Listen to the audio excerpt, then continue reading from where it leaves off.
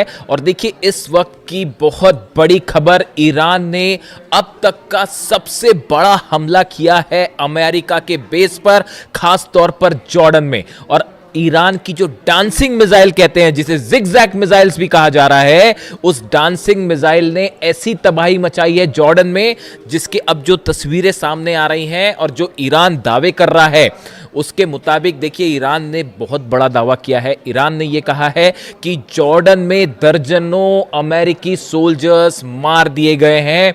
ये बहुत बड़ा दावा है कि कई अमेरिकी सोल्जर्स जो हैं, सैनिक जो हैं, वो मार दिए गए हैं। इसके अलावा अमेरिका के C-17 ट्रांसपोर्ट प्लेन्स गिर चुके हैं, P-8 एयरक्राफ्ट जो है वो जल चुका है, और सबसे बड़ी बात, ब्लैक हॉक हेलीकॉप्टर्स की एक पूरी यूनिट जो है वो इस बेस पर तबाह हो गई है। देखिए ये बहुत बड़ी क्लेम है जो ईरान कर रहा है, जो दावे है ईरान कर रहा है। ईरान की तरफ से पहले भी जो दावे हुए, देखिए वो धीरे धीरे सच साबित हो रहे हैं। हमने आपको बताया था कि जॉर्डन में जो हमले हुए हैं उसमें कई प्लेन तबाह हुए हैं। अब वो बात धीरे धीरे सामने आ रही है। 4 अमेरिकी सोल्जर्स की मौत की खबर जो है वो सामने आ चुकी है, लेकिन इसके बाद अब ईरान की तरफ से जो दावा है, ईरान का कहना है कई दर्जन अमेरिकी सैनिक जो है वो मारे जा चुके हैं। लेकिन अब देखिए इसमें बड़ा सवाल ये है कि आखिर ये हमले जॉर्डन पर कैसे हुए और कैसे ईरान के मिसाइल्स ने जॉर्डन के बेसिस पर जो है वो इतना सटीक निशाना साधा कि वहां हाहाकार की स्थिति है। देखिए मुवफ़्फ़क़ अल सॉल्टी बेस जो है पूरी तरह से तबाह है, बताया जा रहा है यहां पर जबरदस्त हमले हुए। Prince Hassan airbase, king Faisal airbase, ये जॉर्डन के वो बेसेस हैं जहां बड़ी संख्या में अमेरिकन जो थे सोल्जर्स मौजूद थे। अब देखिए हुआ क्या, ये कैसे जॉर्डन में इतना बड़ा नुकसान जो हुआ है अमेरिका को, जिसके दावे हो रहे हैं, ये कैसे हुआ, और ईरान की डांसिंग मिसाइल का क्या रोल है इसमें। अमेरिका के तमाम अखबार, मीडिया आप उठा के देख लीजिए, वो इन खबरों से भरे पड़े हैं कि ईरान की डांसिंग मिसाइल, जिगजैग मिसाइल जो अपना रास्ता बदल लेती है। देखिए ईरान की तरफ से मिसाइल दागी गई जॉर्डन के इस तमाम बेसिस पर। हुआ ये कि अमेरिका के पेट्रियट सिस्टम ने, थाट सिस्टम ने इन्हें रोकने की कोशिश की, लेकिन जो खबरें आ रही हैं उसके मुताबिक ईरान की ये मिसाइल्स जो हैं ये जिगजैग रूट अपना रही हैं, यानी कि अपना रास्ता बदल दे रही हैं। इसीलिए इसे डांसिंग मिसाइल भी कहा जा रहा है। और अमेरिका का ये कहना है, अमेरिकी मीडिया का कहना है, साहब मैं खुद नहीं बता रहा अपनी बात, अमेरिकी मीडिया जो दावे कर रहा है, आप उठा के देख लीजिए जितने अखबार हैं अमेरिका के, कि ये जिगजैग मिसाइल और ईरान की डांसिंग मिसाइल को रोकने में पेट्रियट और थाड पूरी तरह से नाकाम हुआ। और इन मिसाइल्स की स्पीड इतनी ज़्यादा थी कि इसे रोकना असंभव था। नतीजा ये हुआ कि बहुत बड़ा नुकसान हुआ है, और अब अमेरिका ने इसे स्वीकार करना भी शुरू कर दिया है। और कितनी कैजुअलिटी हुई है ये अभी आने वाले वक्त में पता चलेगा। और ये भी कहा जा रहा है कि बदला लेने के लिए अमेरिका आज की रात बहुत बड़ा हमला कर सकता है, इस तरह की सूत्रों के हवाले से खबर है। अब देखिए एग्जैक्टली हुआ क्या। हुआ ये कि अमेरिका के जो फॉरवर्ड बेसिस में से शामिल हैं कुवैत और बहरीन, ये दोनों जगह से अमेरिका के फाइटर जेट्स टेक ऑफ कर रहे थे ईरान पर हमला करने के लिए, जो अभी दूसरे दौर के हमले शुरू हुए इस पर। लेकिन नतीजा क्या हुआ, ईरान की तरफ से अली अल सलीम बेस जो है कुवैत में, वहां पर पेट्रियट सिस्टम तबाह कर दिया गया, $1.5 बिलियन का नुकसान हो गया। एयर सर्विलांस जो राडार था वो तबाह कर दिए गए। ऐसे ही हाल जो है बहरीन में था, शेख ईसा एयरबेस में पेट्रियट सिस्टम तबाह हो गया, वो भी $1.5 बिलियन का था। सवाल ये था कि अब ये हमले जो है, जब ये फॉरवर्ड बेसिस पर नहीं रोके जा रहे थे, तो यहां मौजूद जितने F-35 जेट्स थे, F-18 जेट्स यहां पे खड़े हुए थे बहरीन में और कुवैत में, इन सब पर खतरा मंडरा रहा था। इनसे बचने के लिए C-17, P-8 और ये जितने F-35 F-18 जेट्स थे, इनको हटा के जॉर्डन ले जाया गया।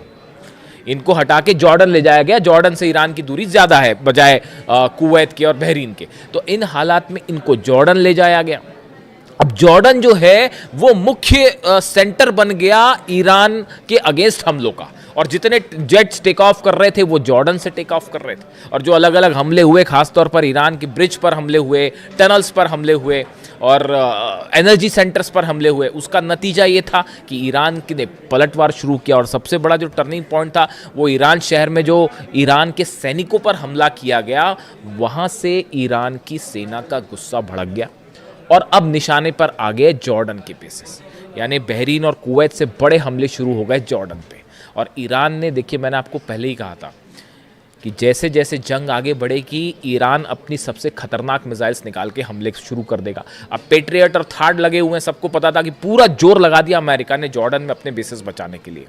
लेकिन हुआ क्या, ईरान की तरफ से डांसिंग मिसाइल्स फायर कर दी गई और उन बेस को तबाह कर दिया गया। अब अमेरिका हैरान, अमेरिका के जितने एक्सपर्ट्स थे वो हैरान कि भाई ये हमले हो कैसे गए, ये जिगजैग मिसाइल्स कहाँ से आ गई। और आप देखिए इतनी लंबी जंग चली, तमाम हमले हुए अमेरिका की तरफ से। डोनाल्ड ट्रंप ये दावे करते फिर रहे हैं कि भाई 70% मिसाइल ख़त्म हो गई है और 90% मिसाइल ख़त्म हो गई है। मेरे से भी दर्शक अक्सर ये सवाल पूछते हैं कि क्या ईरान की मिसाइल सब खत्म हो गई है, जैसा दावे डोनाल्ड ट्रंप कह रहे हैं। मैं आपको फिर से इस बात को रिपीट कर रहा हूँ, ईरान के पास कितनी मिसाइल्स हैं या तो अहमद वाहिदी साहब जानते होंगे आरजीसी चीफ, या अली खामेनी साहब जानते थे। इनके अलावा हकीकत क्या है कोई नहीं जानता। ईरान में कितने मिसाइल सिटीज हैं, इसी दिन के लिए अली खामेनी साहब ने अपनी सेना को तैयार किया था, इसी दिन के लिए तैयार किया था। और उसका नतीजा देखिए, आज दुनिया की सबसे बड़ी ताकतें जो हैं वो ईरान के सामने घुटनों पर हैं, अपने बेसिस नहीं बचा पा रहे, खाड़ी देश जल रहे हैं और सिर्फ आप जो है कुछ नहीं कर सकते, हेल्पलेस स्थिति में खड़े। तो हुआ ये, जहां पर हमने बात छोड़ी कि पीछे कर लिया गया, अब ये डांसिंग मिसाइल्स फायर हुई। अब अमेरिका में चर्चा शुरू हुई कि भाई यहां तो दावे कर रहे थे ट्रंप की सब खत्म हो गया, फिर ये मिसाइल्स कहां से आ गई। तो अब वो एक नई थ्योरी लगाई गई कि भाई ये मिसाइल्स जो है रूस ने दी हैं, ये मिसाइल्स जो है वो चाइना ने दी है, मिसाइल की टेक्नोलॉजी चाइना ने दी है। मेरे से भी कई लोगों ने इस बारे में सवाल पूछा कि जो खबरें छप रही हैं अमेरिका में कि रूस और चीन मिसाइल दे रहा है और उसके ज़रिए ईरान हमले कर रहा है, आपकी क्या राय है? आप मेरी राय सुन लीजिए, मैं क्या कर रहा हूँ। ईरान को मिसाइल टेक्नोलॉजी में किसी की मदद लेने की ज़रूरत नहीं है। आप अगर ईरान के मिसाइल प्रोग्राम को देखें, ये कोई आज 6 महीने और 1 साल भर का प्रोग्राम नहीं है, ये बड़े समय से चल रहा है। और देखिए लगातार ईरान ने, मैंने पहले ही आपको एक ऐसा शुरू कर दिया था कि जितनी मिसाइल्स ईरान के पास हो, चाहे सेजिल हो, चाहे खुर्रम शहर हो, चाहे फतह 110 हो, फतह 2 भी कहते हैं, ये सब मिसाइल के एडवांस वर्जन जो है वो आने शुरू हो गए, उन पर लगातार काम शुरू हो गया। और नतीजा ये है कि अब ये एडवांस वर्जन निकल के आ रहे हैं तो अमेरिका के हाथ पांव फूल गए और वो ये कह रहे हैं कि साहब ये तो रूस ने दे दिया। बिल्कुल ऐसा नहीं है। ईरान की जो मिसाइल्स हैं वो ईरान ने खुद डेवलप किए हैं। देखिए सैटेलाइट से मदद करना एक अलग बात है, ये वो बात सही है कि हो सकता है रूस और चीन के सैटेलाइट्स, कई एक्सपर्ट्स बताते हैं कि रूस और चीन के सैटेलाइट जो है वो मदद कर रहे हैं, रडार सिस्टम के जरिए मदद किया जा रहा है, जीपीएस के जरिए मदद किया जा रहा है, वो एक अलग बात है। लेकिन ये जो मिसाइल टेक्नोलॉजी और स्पीड, इस पर लगातार ईरान काम कर रहा है और सेल्फ रिलायंट है, किसी की ज़रूरत नहीं है ईरान को मिसाइल के मामले में। तो इन खबरों का मेरे हिसाब से कोई बड़ा आधार नहीं है कि ये मिसाइल्स पुतिन ने दे दी हैं या चीन ने दे दी हैं, ऐसा कुछ नहीं है। देखिए आप रडार्स दे सकते हैं, सैटेलाइट से नेविगेशन में मदद कर सकते हैं, वहाँ तक एक बात अलग है।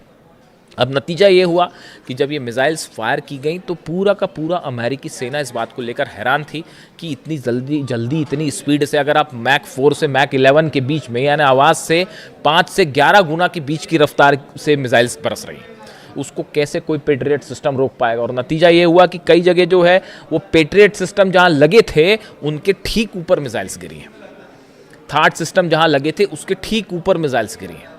और इसीलिए जंग का जो मुख्य केंद्र है वो अचानक से जॉर्डन हो गया। मतलब ऐसा लग रहा है कि ईरान और जॉर्डन की लड़ाई चल रही है।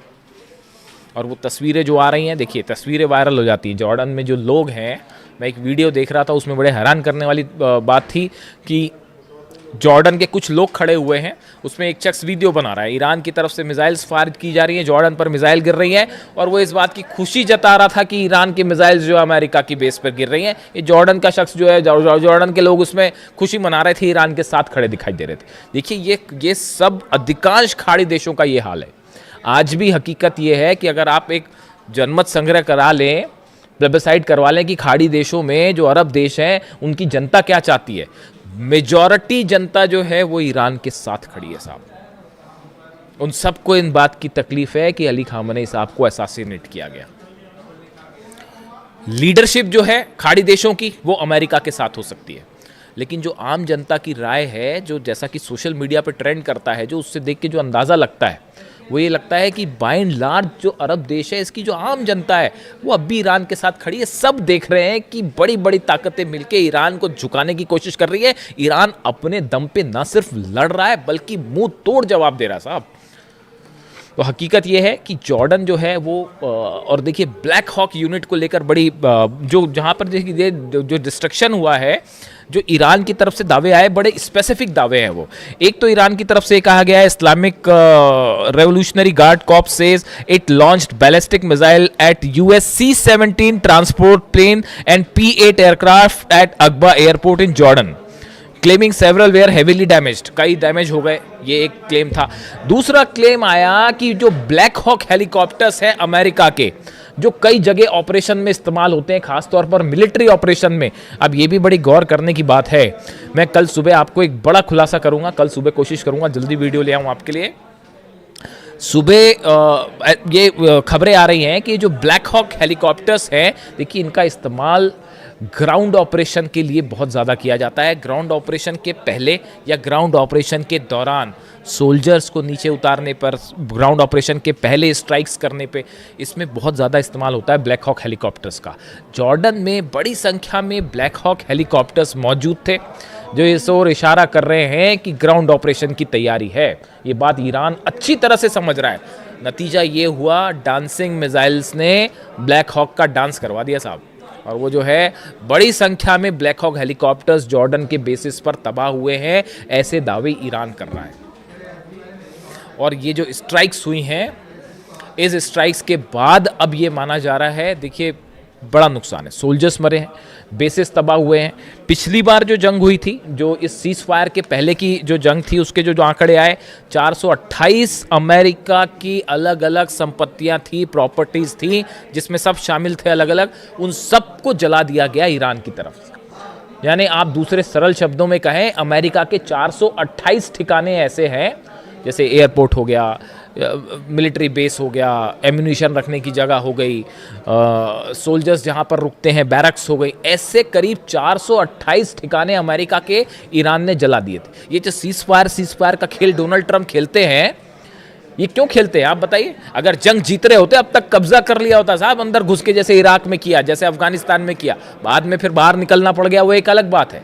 लेकिन अगर जीत रहे होते तो कहीं ये कतई बात नहीं करते डोनाल्ड ट्रंप, अमेरिका कतई बात नहीं करता। ये जो बार बार हो रहा है कि हाँ अब ईरान तैयार हो गया, अब बातचीत हो रही है, हकीकत ये है कि जब बुरी तरह से पिटते हैं तब इस तरह की बात करते हैं कि साहब सीज फायर कर लो।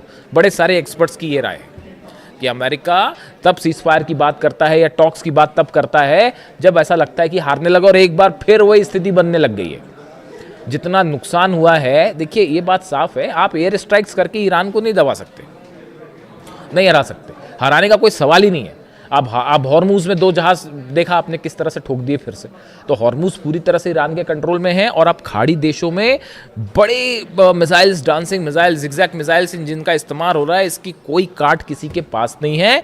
और अमेरिका के plane, Black Hawk helicopters, C-17 transport plane, सब के सब आग के हवाले हैं। आज की रात भयानक हमले होने वाले, इसमें कोई शक नहीं है। ईरान भी तैयार है और देखते हैं अमेरिका की तरफ से क्या स्ट्राइक होती है। जो भी अपडेट होगा पहुंचाऊंगा आप तक। Thank you so much.